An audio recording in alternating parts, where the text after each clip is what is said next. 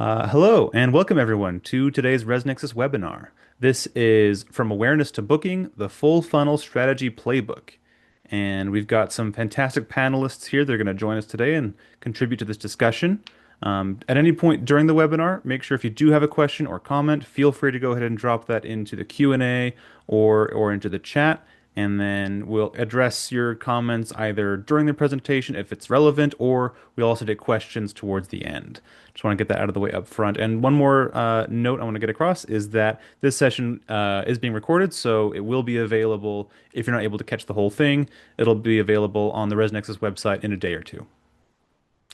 Okay, I think that gets all the most important business up front out of the way. So we're going to go ahead and introduce our other panelists. So I'll let you introduce yourselves, but briefly, I'll just mention that we on this panel we have Frank Drew from Stash Hotel Rewards and Chris McPherson from TakeUp. I'll go ahead and let you guys introduce yourselves, and we'll go from there. Awesome. Thanks, Gavin. I'm glad to be here with all of you and you, Chris. Excuse me. Um, as Gavin said, my name is Frank Drew, and I've been involved with the hospitality industry since the early 2000s. I started out in the outdoor hospitality world, high-end RV resorts, and a lot of places that are now sort of glamping or landscape hotel hybrids. And for the last 5 years, I've been with Stash Hotel Rewards, which is the leading loyalty program for independent hotels. We don't work with chains.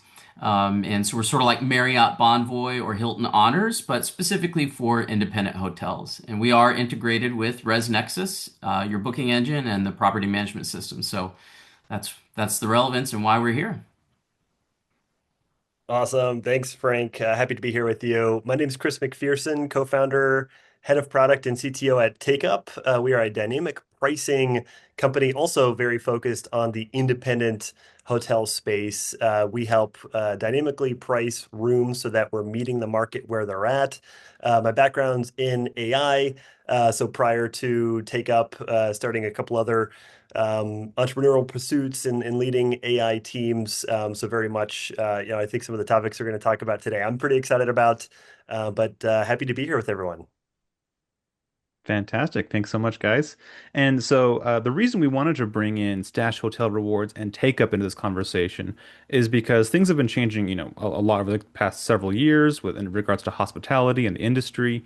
And we really wanted to take another look now that things are settling down a little bit and see what that customer journey looks like, that guest experience looks like from start to finish, and how we're going to turn this interest and engagement into actual bookings, and what that process looks like these days, and what are some new tools that hoteliers are using or should be using to help kind of make that process a little more smooth and more efficient.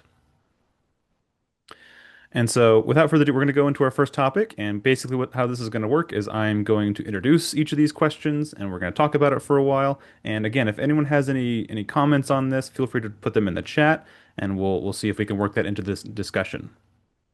So our first question is sort of at the start of the funnel, right? So at the start of everything else is, what pressures are kind of shaping travel and hospitality in 2025? We're seeing some dynamic shifts in traveler expectations, growing concerns over different things. These guests are getting pretty savvy. Their expectations are basically kind of increasing in certain ways. So I just want to start by exploring some of these biggest forces that are really shaping the industry this year. Cool. I'm happy to jump in with a couple of thoughts on this topic. I think my sense from my discussions with hotel operators has been sort of an uncertainty prevailing. And of course, we've had, RevPAR hasn't been fabulous in 2025 relative to where it has been.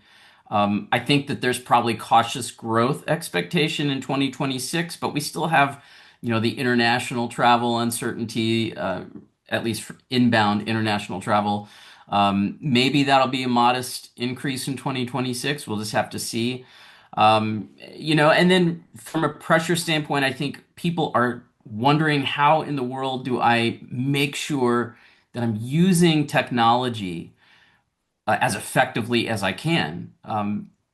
Just in my personal life and my professional life, I feel like if I'm not really staying up on sort of these tech trends that are happening, I'm nervous that things are slipping by me that I should be paying attention to. So I think that everyone becoming a pseudo expert in some of these tools that Chris will talk more about, I think is really a pressure. It's a dynamic that we're all kind of feeling this year. Of course, we've still got the universal pressures that come from chains.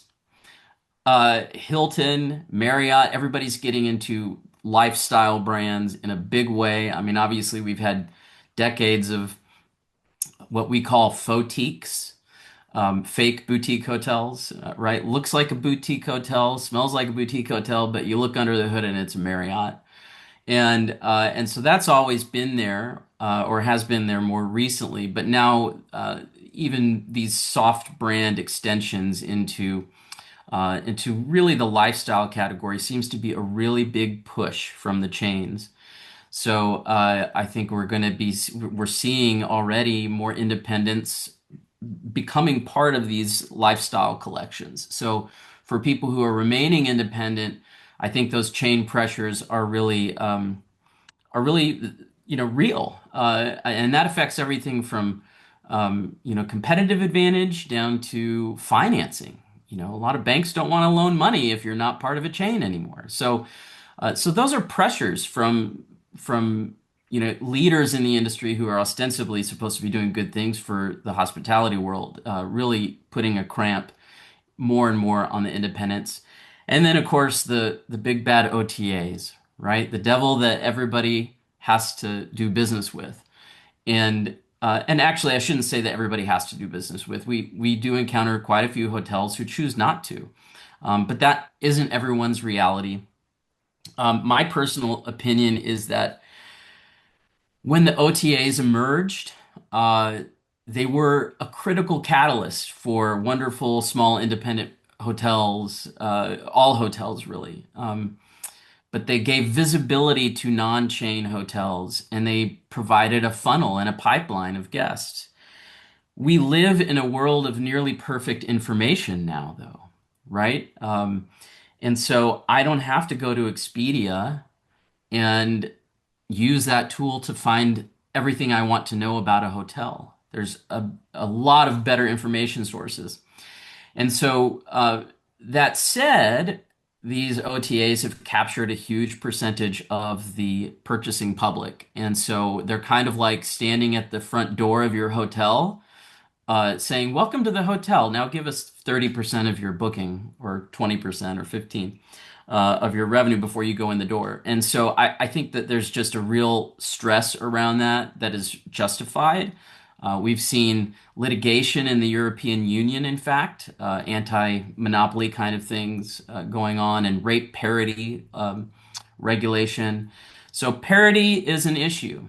And then lastly, I'll shut up. I know I'm going on and on, but I think that a pressure it has been, in fact, now the OTAs are using their own parity agreements to their advantage, not in just saying you, hotel operator, have to agree to not undercut our prices, but we're going to call anybody in our special program, a VIP program, for instance, um, a special group, and we can give them a discount, just like you can give a AAA person a discount. So we have hotels who are going online and finding that the OTAs are significantly undercutting their price and using their own parity agreements to shelter themselves in doing so.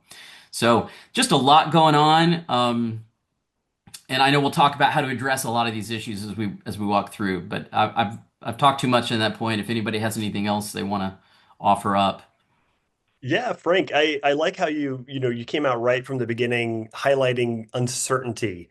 And that's absolutely the theme that we see as well. And in the data, right? So one way that we've actually observed this, like real thing, right? Like it's obvious to everyone, but to sort of quantify it, for example, we're seeing in the booking windows. So when guests are choosing to book, we're seeing about 20% on average occupancy points being shifted up from sort of those early planning ahead travelers up to a 30-day before window. And so it can be really kind of unnerving, right? When you see your bookings really lagging behind last year. But we are seeing in many cases that catching up, not all the way, right? We are down in a lot of in a lot of areas across the US overall. But we see that catching up, which is really interesting because if you know that, right, you can align your strategies in anticipation of that, right? So instead of knee-jerk reacting, oh my gosh, we're losing all this, right? Price is plummeting. You can kind of sit a little steady knowing that that shift is happening. And I think it all comes down to what you said around uncertainty, right? Travelers are uncertain, right? And they're not as comfortable booking way in advance as they maybe were in prior years. Great points. Yeah, fantastic. And I wanted to respond to one thing that you said, Frank, which was, these new technologies are coming about, and that's actually a source of pressure, despite the fact that these things are, these are very useful tools that, I think the fear is that, that competitive edge that you might be losing, right? What is everyone else taking advantage of that you're just behind on, right? So it's sort of feeling like the world's moving on without you. So I think that's where that pressure comes from. And I think that's really interesting. Okay, well, I think we've laid out kind of a lot of these pressures that are sort of facing hotels and hospitality businesses these days. So let's move on to the next topic, which is how can independent hotels attract travelers in this changing market? So I feel like independent hotels have always had to be, pretty creative. You talked about how, the chains have a lot of advantages and a lot of brand recognition they can get behind, so it's always sort of been the uphill battle, right? But what are some things, some strategies that you're seeing emerging that these properties are using, that are successful? Well, I a lot of these that I'll spit out here may be obvious, and they're the things that probably everybody's heard about before. Maybe there's some good tips. So I'll not belabor each individual point. I'm happy to go into some deeper thought on any topic. So pop in a question if you've got it. I think that in no particular order, meta search is the battleground or a battleground.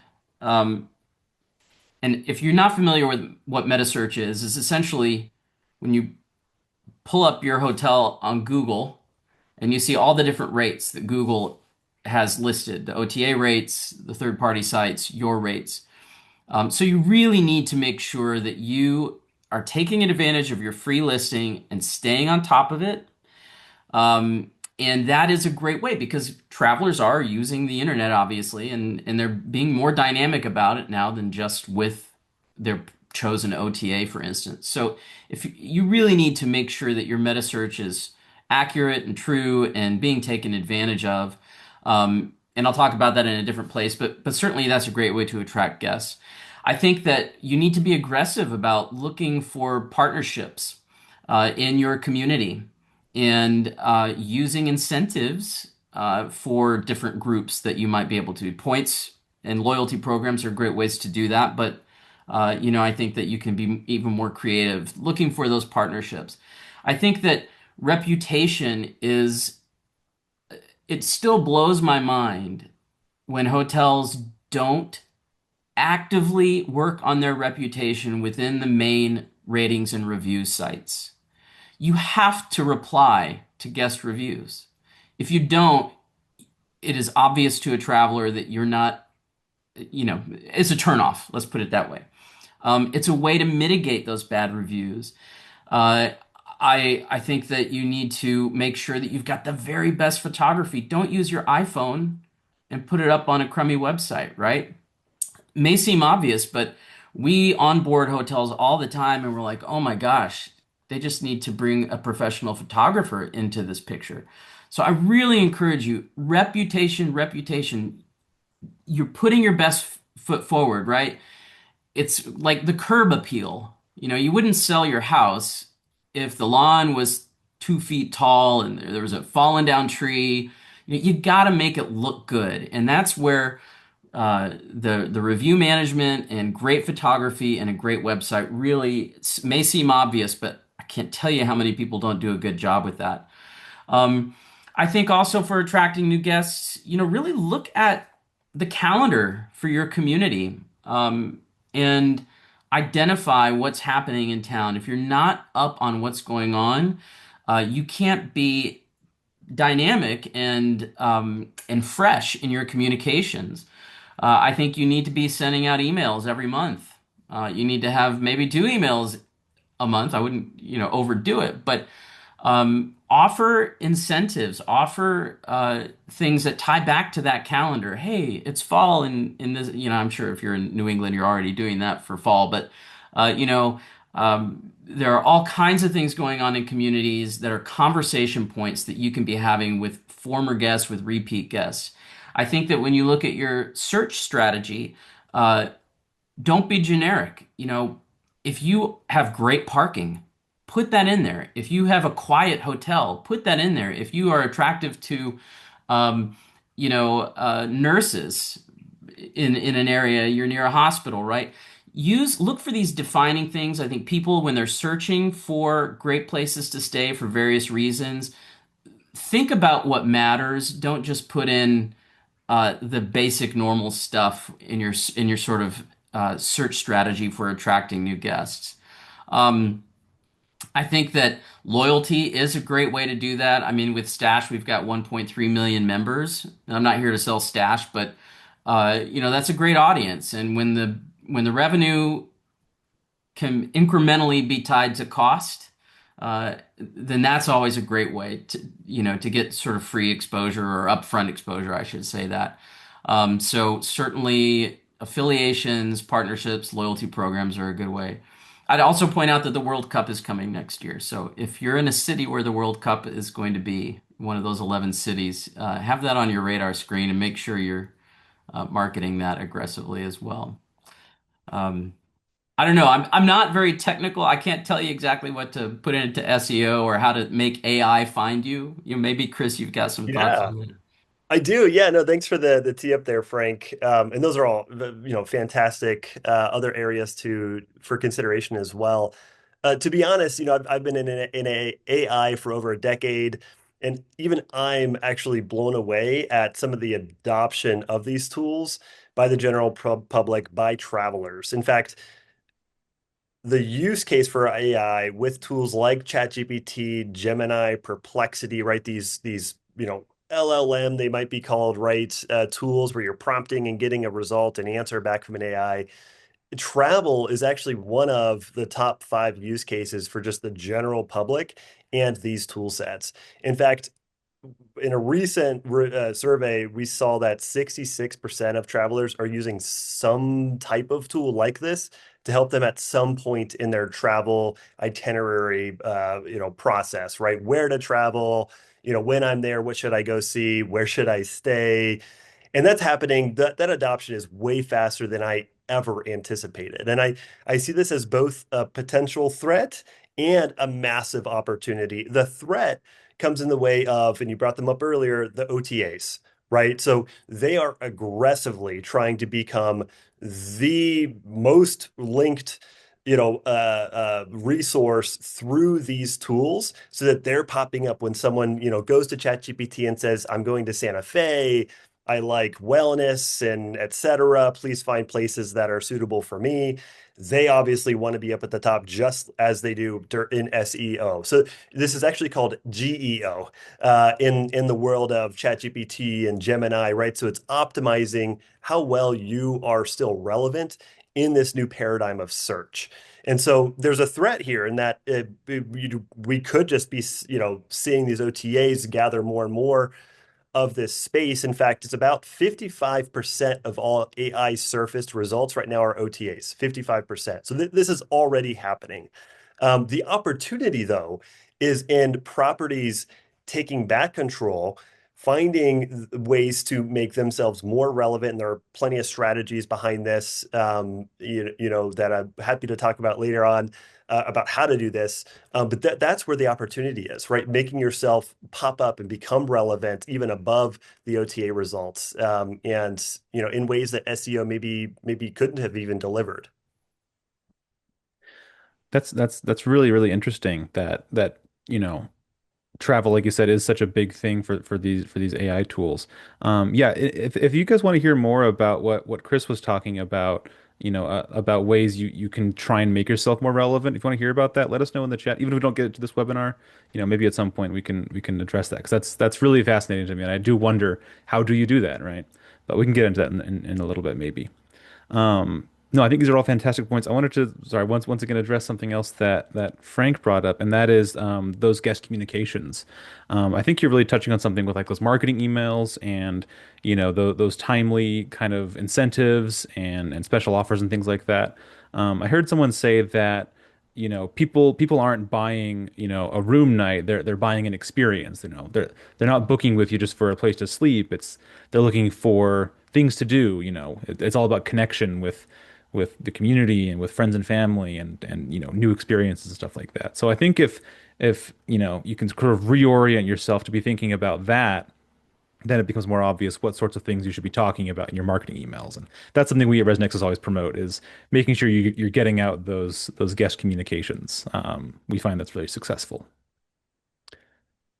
All right. Well, we're cruising along. Let's move on to the next question. So, moving on kind of through the customer funnel process, how do we move travelers from awareness into active engagement? It's one thing to kind of get on the traveler's radar, but how do you carry them through that journey into clicking on the book now button and like looking for availability, right?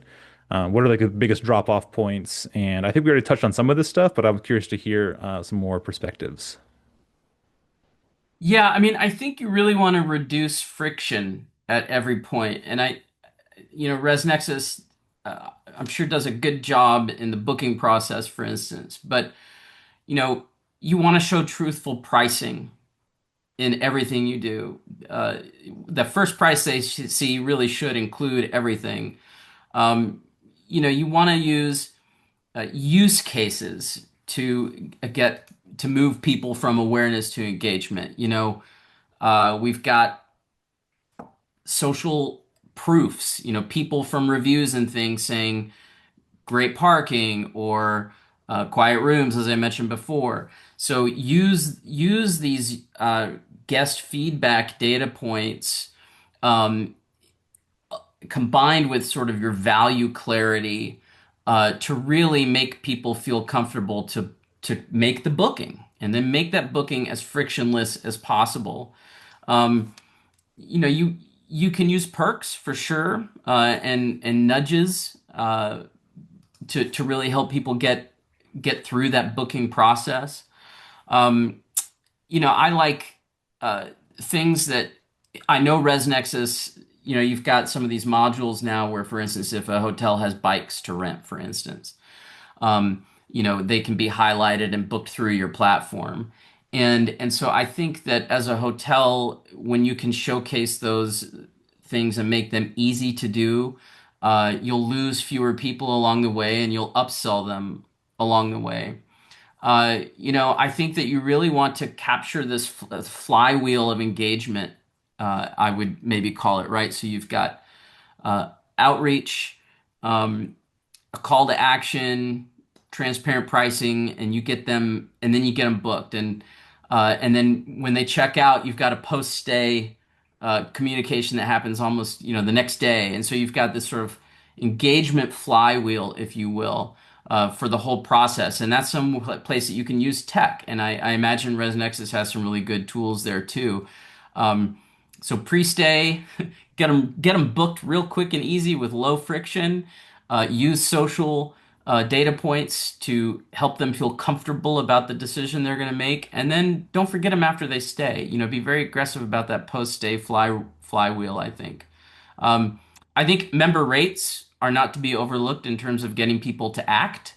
If you make it easy for them to take advantage of a special member deal that might be offered outside of an OTA pricing parity paradigm like Stash, that can be a nice way to get them incentivized to book direct. And I think that you need to remember that email is still a cheap and effective tool. I don't, I, a lot of people get nervous about spending money um, on SEO and things like that, and making sure that the dollars are being attributed to real bookings, but people, if it's done right, email can still be a great way to get people to engage with calls to action. Yeah, absolutely. And I liked what you talked about with some of those upsells and things like that, because I think that again ties back into that, trying to help the guest envision that experience of what it's actually going to be like once they're at your property in their room, what do they see, what do they feel, what's available to them, what like and we this goes back to what we talked about earlier, where it's like what's going on in the community, what's happening nearby, and those little upsells of things can sort of contribute to that experience. With ResNexus, one of our sort of product differences is we have on the booking engine you can do sidebars. So you can show things like those specials and packages and those retail items, and things of that nature. So, just helps kind of paint that picture for them. And I think that's really important in making them go from, oh, that's kind of cool into, okay, this is something I need to try out. Yeah, that's a good point. And I really can't stress enough, use the social proof copy too, right? Like some of these things are so important. And when you can say, look, we've got 300 megabits per second on our internet, guaranteed. We're the top rated hotel in this neighborhood. People love our, lobby or, whatever. Use these specific social proofs where you can make people feel really comfortable about sort of the unknowns and the little things that when they check into a hotel bug them or turn them on. Yep, absolutely. All right. Well, let's move on to the next question since we're already running out of time. Wow, this conversation's been flying past, so we got to get through I these talk now. too much. Sorry. I'll talk No, less. no, actually, you know what? You should because this next question I feel like is more for Chris. So let's go into it. Great. And that is, what's the best way to effectively price your rooms in these uncertain times? This is something you touched on earlier, but what kind of strategies do you do when things seem a little crazy? You're not sure what direction ways are going to go. Um, what are some of the key strategies you would see to pricing? Yeah, for sure. So the concept here is actually fairly easy to understand. I believe, and I'll try and share it in a way that's easy to understand. Pulling it off, however, there are some challenges. I can explain a few ways around some of those challenges. But what you're ultimately trying to do here is because especially in uncertain times, right? Behaviors are shifting when people are booking, what prices they're comfortable booking at, what amenities they're looking for, right? Those are always in flux. And in fact, actually, that's always been the case. We're just seeing a heightened amount of this uncertainty, right? So we all know, right, the folks that are, booking one season versus the next and the willingness to pay across those seasons, we've always been in a dynamic marketplace, right? I mean, the product one day to the next might be the same room, but the demand behind it and how much they're willing to pay for it is highly variable, right? So the tenets of pricing are actually the same as they've always have been, but we have to be that much more able to be dynamic and observe shifts, right? Because I think they are happening a little bit more quickly than we've seen in the past. And how you do that, again, it really is, I think, simple at its essence. I like to say we go to, first principles of trying to understand what's happening here. And that's just by observing customer behavior, right? So, there's all these strategies you might use, right, at your properties or hear about others using, right? Like, okay, maybe I should follow my competitor. Maybe I should, look at my pace year over year. Those are great, right? Good strategies, but ultimately they're based on assumptions that, for the first, that your competitor is pricing an effective way that would map to the property you have and the amenities and experience you have, right? And then the other that what happened last year with pace, the customers are similar customers this year, and we should, align strategies, right? These are proxies. They're better than not using data to make decisions, right? But ultimately, there's still assumptions. They're not going down to the first principles of the matter, which is how are the customers behaving? And what we're really saying there is when presented with different rates, how does this potential guest, right? They've come to the booking engine, they've discovered you, they're making a decision, right? They're at that point of saying, do I want to stay here? Price is a part of that decision, right? Amongst many other things, right? Is this the location I want, the amenities I want, is the room I want available, and is this price something I'm willing to pay, right? What we're trying to understand is for all those potential travelers, where is that point, right? Where they would say yes at this price, but maybe they'd say no at a slightly higher rate, or at a lower rate.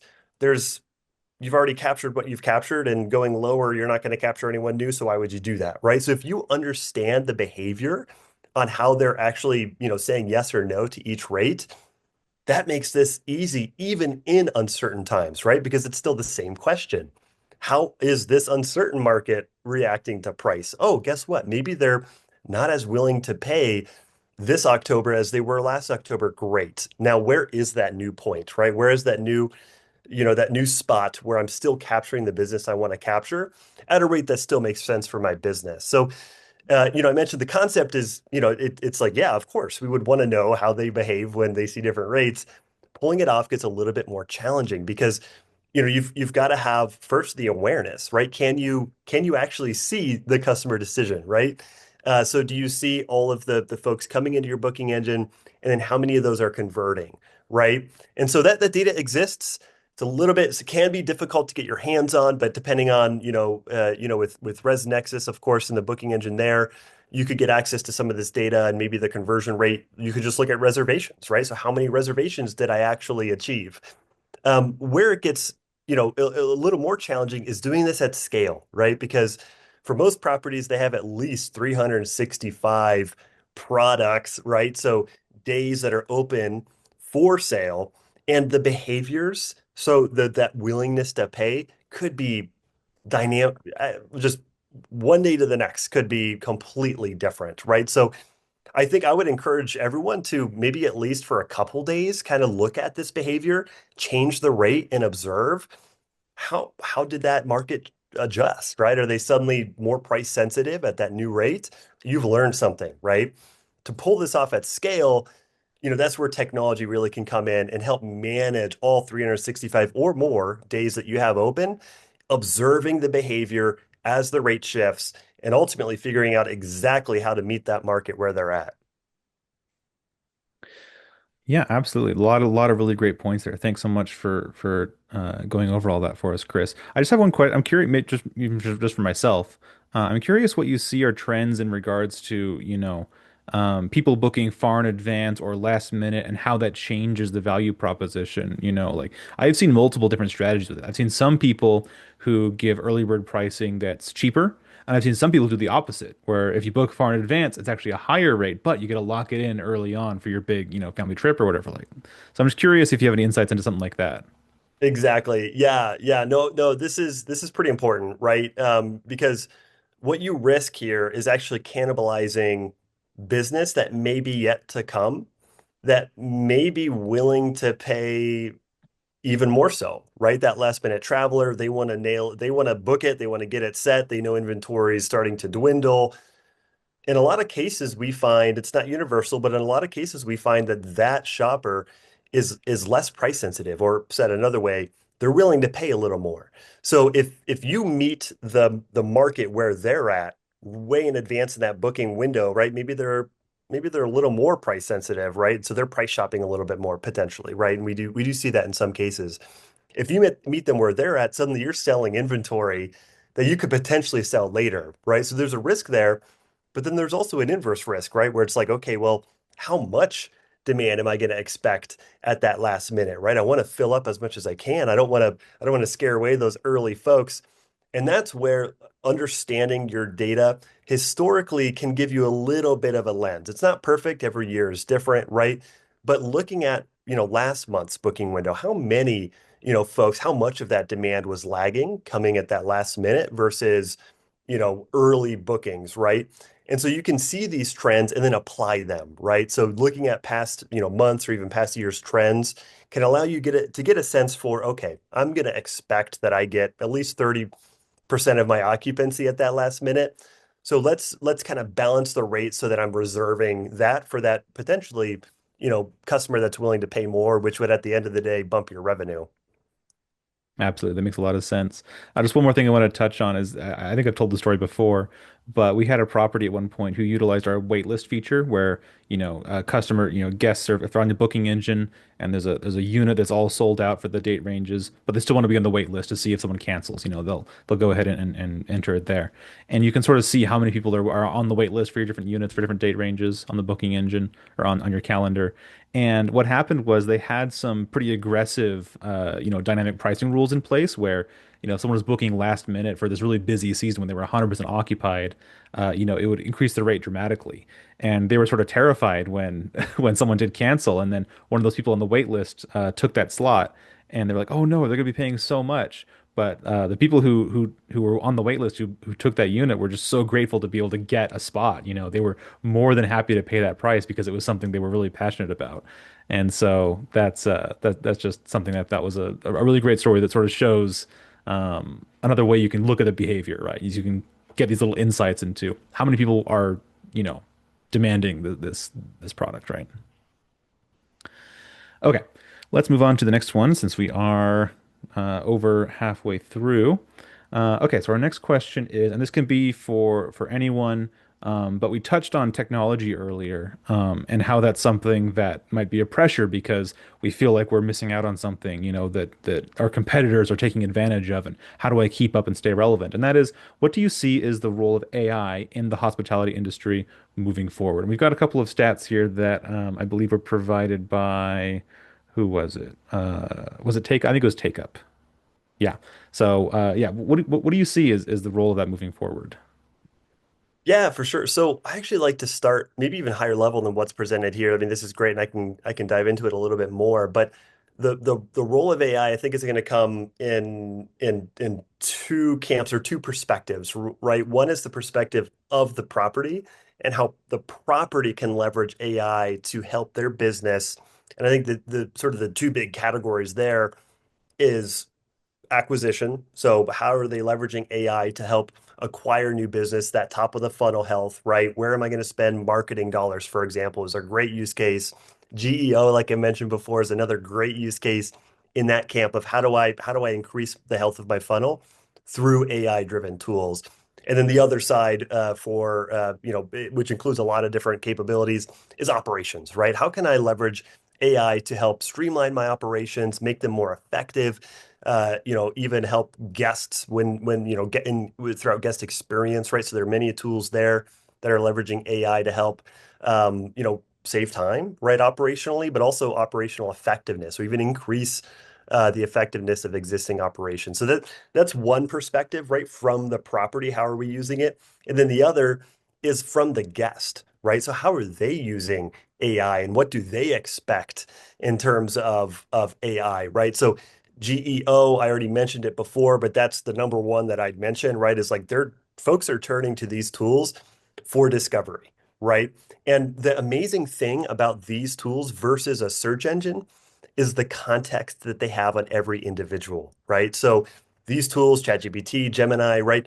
It's not just this, it's not just a different Google search, right? It's actually quite evolved in the sense that when it provides results to a person, it's in the context of that person, right? So it may already know that that person likes wellness, they like yoga, they prefer a boho aesthetic because of some other chat they had with ChatGPT, right? They like hikes, etc.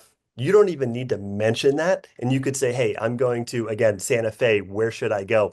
All of that context is being pulled in, and the results will be delivered in that context.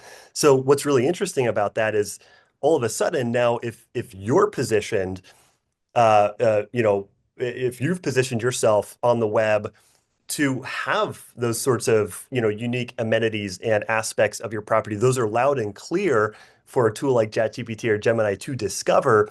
Suddenly now you're going to be the number one result for that. Whereas just a plain old places to stay in Santa Fe Google search, maybe you're not. Maybe you're way down below. So this actually is an opportunity for you, for the right guest, to be the number one result. I think that's really exciting. Yeah, and that to me is, oh, sorry, I'll let you go ahead and talk first, Frank. Sorry. No, I just was going to say, I mentioned these social proofs before. I mentioned, hey, I'm a nurse. And it's interesting because it seems to me, Chris, now that these chat bots have context on who's using them. If you are a hotelier and you think about who is my most frequent guest or my best guest, who are we most suited for, what are characteristics of these people, that we see time and time again, you may never have seen, you may think creatively about how to take those attributes and work them into your online presence so that the chatbots can find them, right? Um, Things that maybe you didn't really think of as a marketing key before. If you know that, hey, I want to attract this kind of person, uh, traveling nurses or whatever, make sure that you've got some way that the chatbots can find that as they search contextually. I think a couple other real fast things. Website auditing, it's great to use these tools for that. So, hey, take a look at my website and just give me feedback. That's a fun thing to do. Um, if you're in a market that's international, you might never have been able to tackle a multilingual website, but now with these tools, it's way easier to just feed it in and let it spit out, a multilingual element to your website. I use AI, of course, in email communications. I don't let it write all my emails, but certainly if you're doing like review responses and you're trying to come up with the right way to diplomatically address your points and respond to a particular review, the chat solution or the AI solutions can be helpful in crafting those well. Um, I don't know. So those are just some quick ideas I had. No, I think that's great. I wanted to respond to something really quickly, but I think we'll sort of skip to our final question here in just a second, just in the interest of time.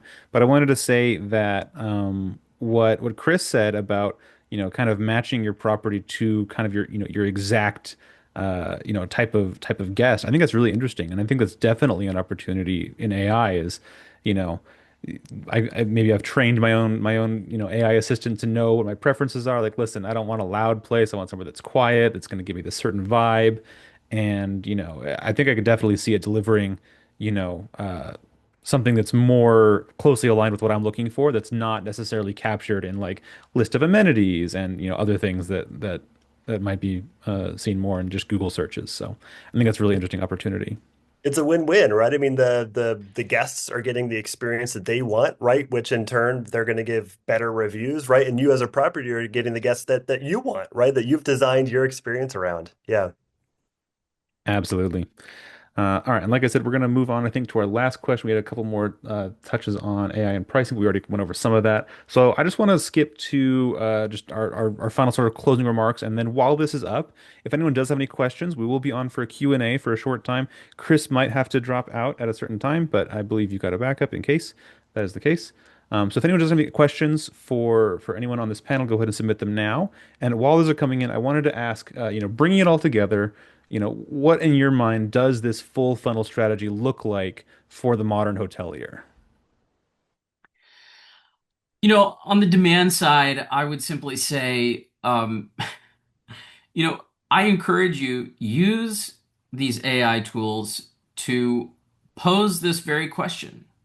Give it your background, your hotel information.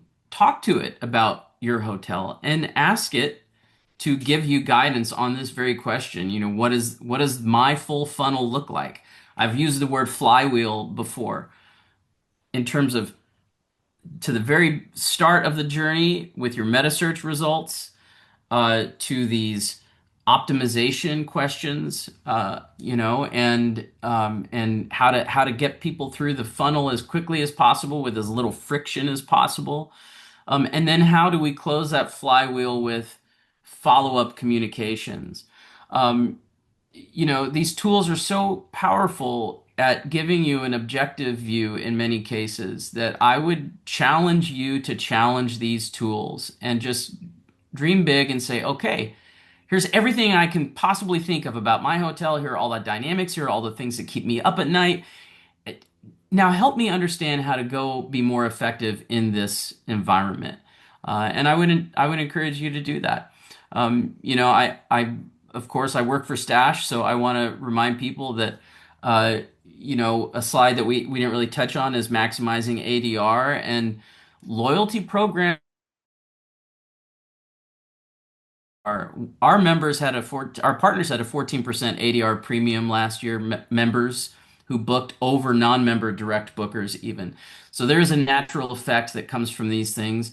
And then, we're a community. So we're essentially a referral network for guests. And so these are ways that you can look to drive demand in addition to the things you're doing that are incremental in terms of their cost. And then I think just lean heavy into AI with Chris's end of the deal too, right? Optimize that pricing with intelligence. Yeah, that's perfect. I think the only thing I'd add to that really is you mentioned being objective, right? These tools are great at that, right? Hopefully they're able to understand the behaviors and how those shift over time. I think bringing it all together is having that data in about pricing and how to understand customer behavior in terms of pricing and how price sensitive they are.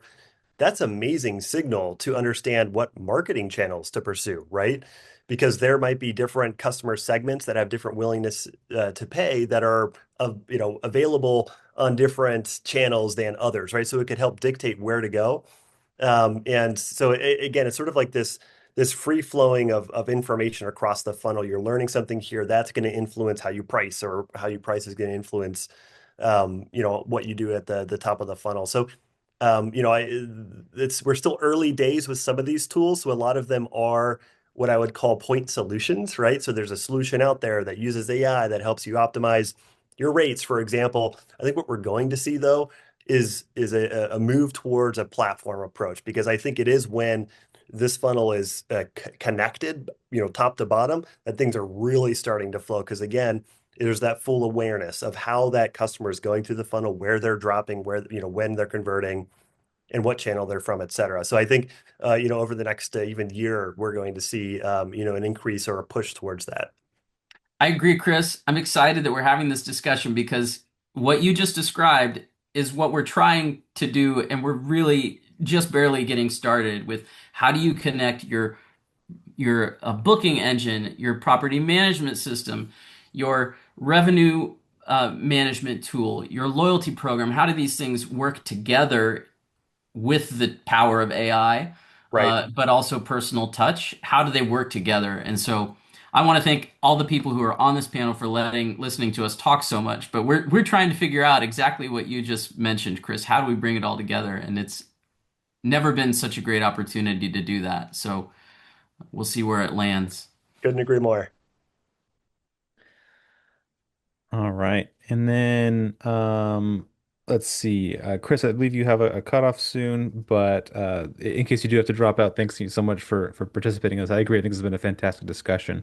And we've got a couple questions here. And is Kelly going to be taking questions for a I minute? Is that what I understand? So I can jump in. I did see some of these questions too. I do have to jump to pick Yeah. up my kids here, but there are a couple questions here, at least on what I mentioned around GEO. How do you feed information to ChatGPT? I can give a little flavor to this. So this is very much still an evolving space, right? It's quite a bit different than SEO in some ways. Unfortunately, or maybe fortunately, actually, if you look at it, there isn't a way to go tell ChatGPT or tell Gemini, hey, here's who I am, please take this information, right? I think it's probably for the best that that doesn't happen, because then there might be, and maybe we'll end up in this space, but then there's likely going to be money involved, right? Where it's like, hey, pay for premium access and you'll be relevant, right? I hope these things stay a little more open and true to the information that's out there, right? So that the users of ChatGPT and Gemini are seeing unfettered results that are just relevant to them. And that's where we are today. So that is how these work, as far as we know. There isn't any sort of back channeling there. So what you have to do is make your content both on your direct website, but also in other places like Reddit and other review sites. And when they're looking for answers to questions, they do scour quite a lot of different sources. So the more that you can become relevant and have little bits of pieces of who you are, what you offer, the better. And also how the information is available. So within your website, there's something called, and I won't get into the details too much, but structured data. These systems, ChatGPT, Gemini, seem to really like structured data, right? So maybe, maybe there's, a table or something of the different, rooms, or maybe some nice bullets, right? So they seem to gravitate. So there are little tips and tricks like that, where you can, help that system find the information that you want it to know about you, and the type of guest that you want to be able to discover you. So, there are some tools existing. Again, this is fairly new. We've got a tool that helps evaluate your property on how well you're showing up. That's step number one, right? Evaluate, right? Are you relevant to the customers, those travelers that you believe you should be relevant to? And then step two is then, experimenting, right? Trying these different things, adding new information, making yourself more available, coming back and reevaluating. Fantastic. Thanks for those insights, Chris. We're definitely in the, like I said, we're in the early stages of this, so it's great to hear some insights into how to sort of optimize for AI search and that kind of thing. So thank you. Absolutely. And thanks for having me so much. Yeah, absolutely. Thanks, Chris. Have a good day. All right. So, looks like we have a couple questions about AI and tools like that. And I think Chris answered those pretty well. So if there are no other questions, I think we're going to go ahead and call this a webinar. Unless Frank, do you have any closing remarks or anything? No, just thanks for having us. I hope we kept everybody's attention decently. I think we did. I think we did. I see we've got a good number of people in here, and they stuck around for us. So, despite us rambling on, they seem to like it. So. Good. Like I said, this webinar will be available in full on our website in a couple of days, so keep an eye out for that. I will send out a follow-up email to anyone who registered, so you'll be able to find that link. If you want to get in touch with TakeUp, AI pricing tool, we for sure recommend them. You can see the contact information on the screen here, as well as Tash Hotel Rewards. We think they're a great loyalty program solution for independent hotels. And then also ResNexus as well. If you're just investigating, then we'd for sure love to schedule a time to talk with you. Um, but with all that being said, I think that's going to wrap things up. So thank you once again to everyone who attended, taking the time out of your day. We really appreciate it.